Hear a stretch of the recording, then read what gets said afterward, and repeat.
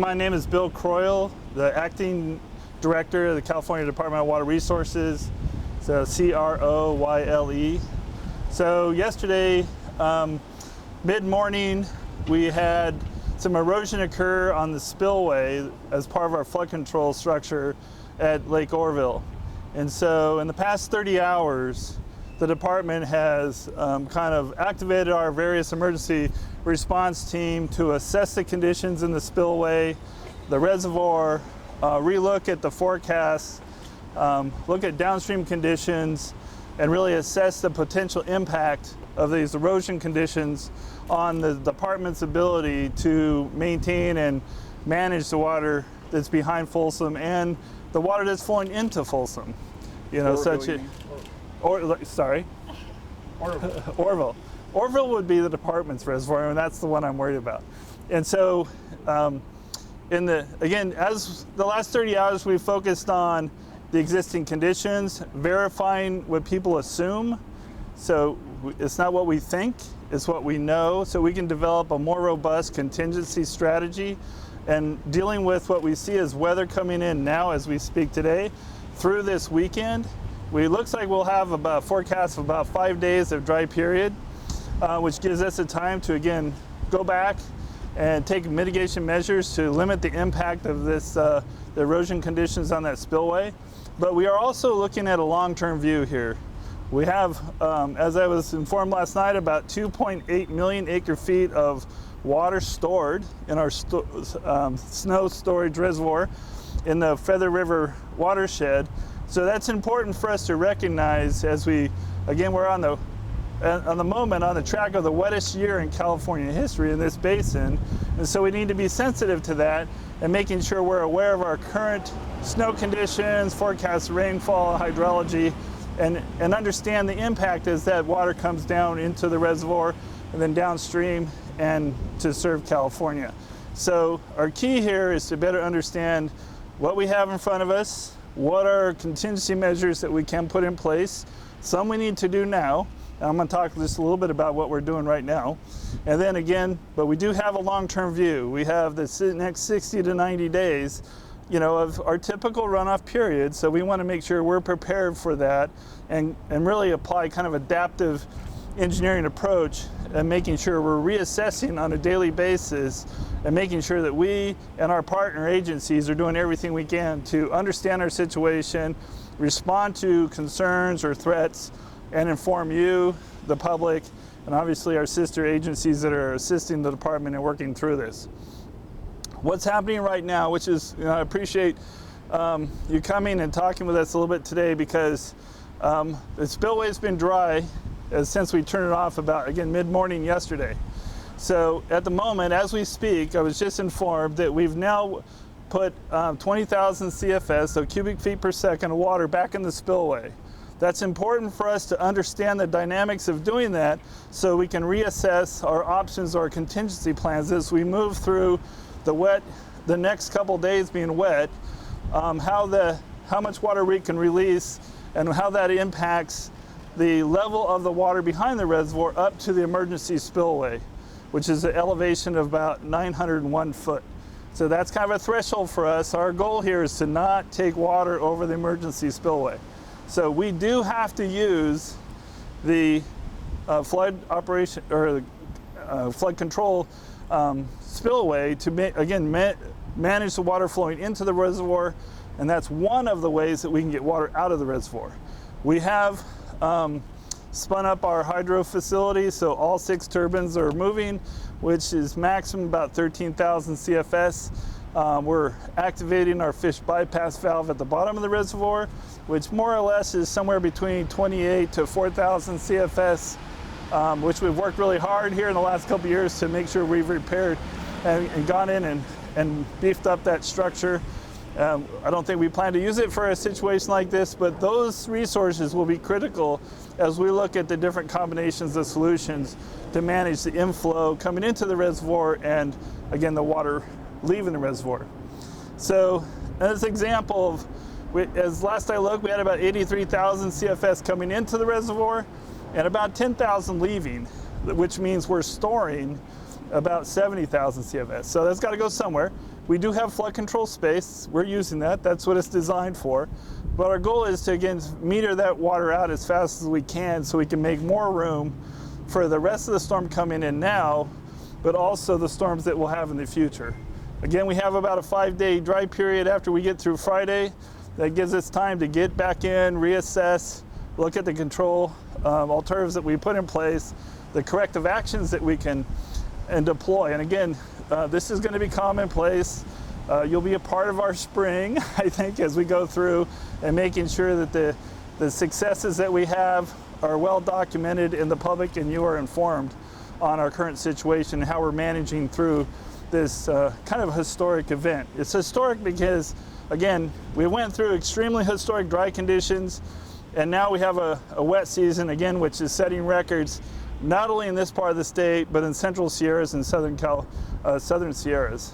So we welcome the water, but that's actually, all of this water is really setting the pace to really stress our systems, all of our reservoirs, not just the departments, but also our flood control system at the local level, at the regional level, and those statewide systems, say the Central Valley flood control system.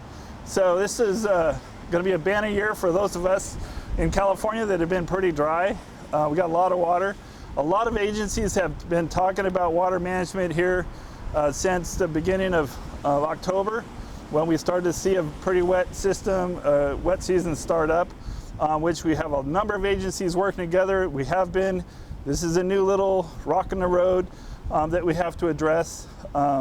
Again, with our partner agencies at the local level, the state level, and the federal level, again, communication, coordination.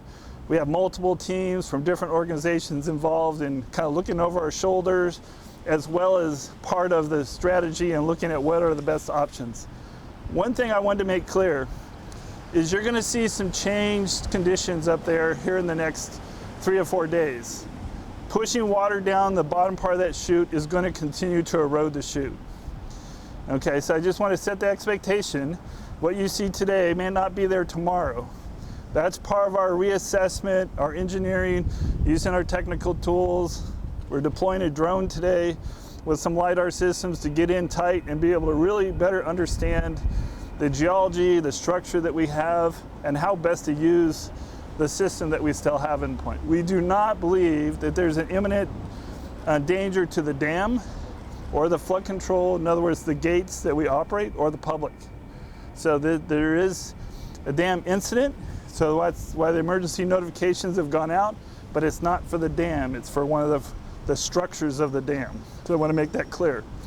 So that's part of our effort to, again, put all of the department's resources on notice for our emergency mobilization.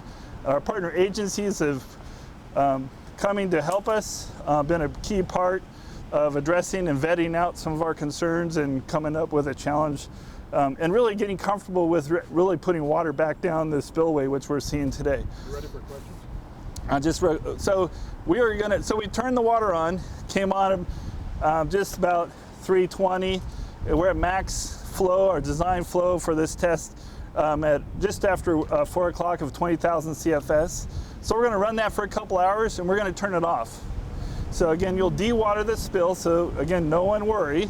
That's part of the plan, to go in, look at, what has happened with the amount of water and the duration that we put this water down through the system. Okay, that's part of our plan. Again, we reassess. Again, then we're going to, once we get that assessment done, we have a meeting. So I'm going to step out of here into the technical meeting on the status of where we're at during the flow event that we have right now.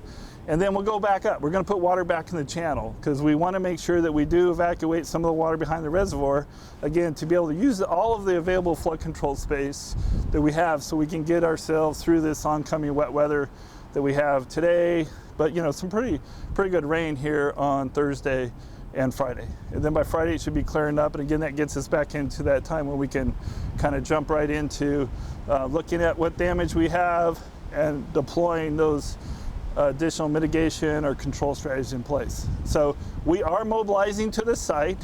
So there are various contractors that are tasked with different kinds of activities.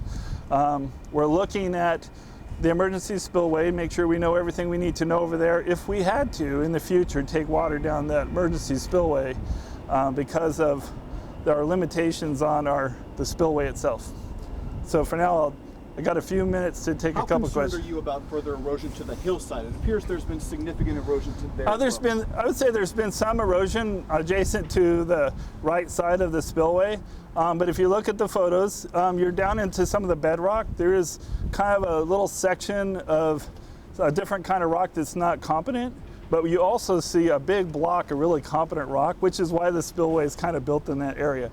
So that's one of the things that we've been doing, is really looking at what is the geology within the different sections of the spillway. Again, getting back to expectations, we wouldn't be surprised if by the end of this wet season, much of the lower portion of the spillway has been eroded away. So that's part of what I want to make sure, as we all have our antenna up as we move through, not only this storm, but into the future. Things are going to change out there, and they kind of need to, because we need to push water down through that system. Bill, we believe the top of the spillway is competent, and that's the key to kind of the success of being able to operate that system. Bill, Mike Lurie from KCRA 3. We've made multiple requests today for inspection records of the dam. They have not been provided yet. When can we expect those records? Yeah, I've reviewed those, and so those are available now. So how would you make those available to us? Through our Safety of Dams program, our Division of Safety of Dams. So we have a contact information we can hand you.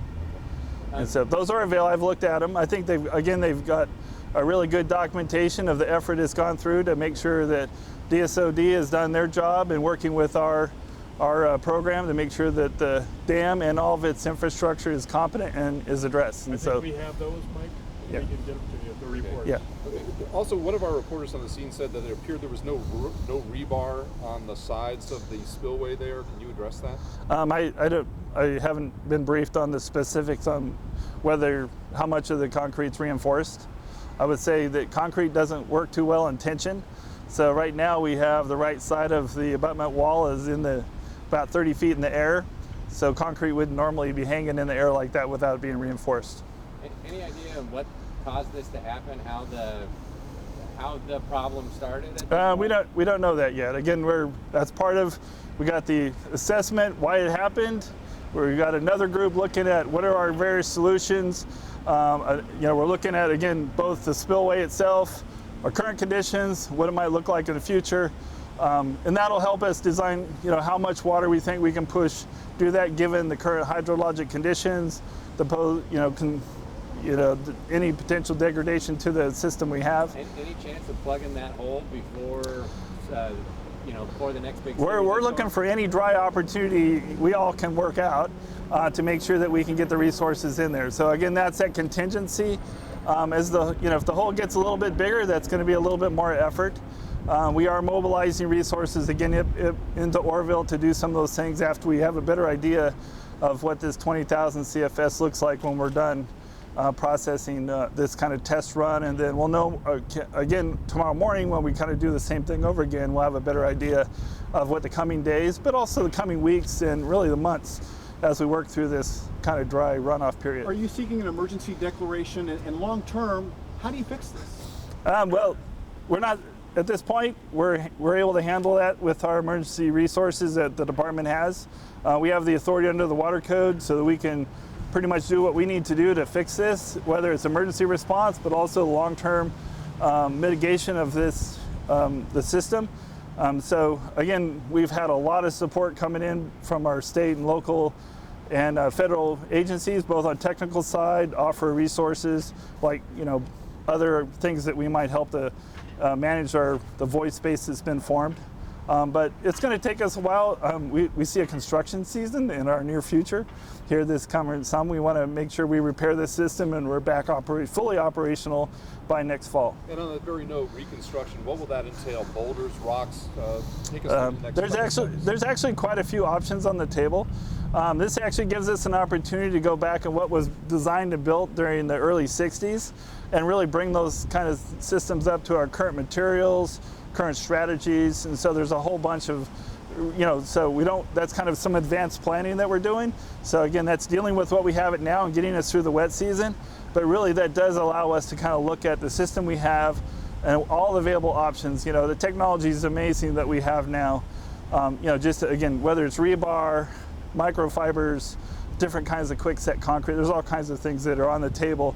And again, we have not just the department engineers, but our consultant team and our federal partners kind of involved in that kind of brainstorming. As we learn more about the current ground conditions, but also, what it looks like, how do you approach the site safely and make sure we collect the best available The information. debris and sediment, does that have any impact on Thermalito at all? Any We concern don't believe there? it does. That's why we don't really want to use the emergency spillway.